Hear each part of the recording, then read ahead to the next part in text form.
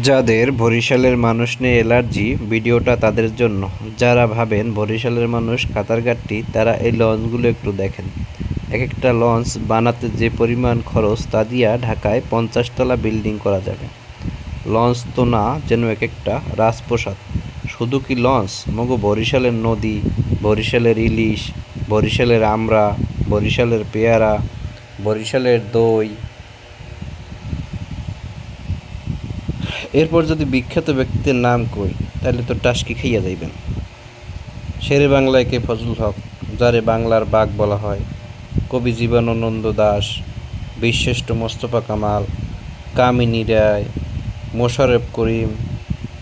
এরপর যদি দর্শনীয় স্থানের নাম কই, বরিশালের কুয়াকাটা সমুদ্র সৈকত।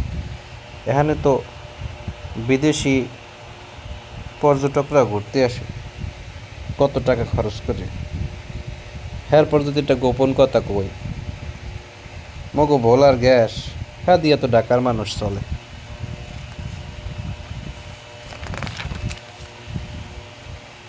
যাই হোক, নিজগো সম্পর্কে নিজেরা বেশি কথা কম না, আপনারাই বুঝছে না বরিশালের মানুষ কি জিনিস।